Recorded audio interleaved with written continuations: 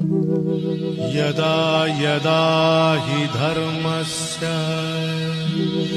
ग्लानिर्भवति भारत अभ्युत्थानमधर्मस्य तदात्मानं सृजाम्यहम्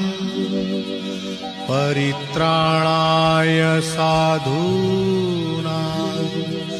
विनाशाय च दुष्कृतां धर्म संस्थापनार्थाय संभवामि युगे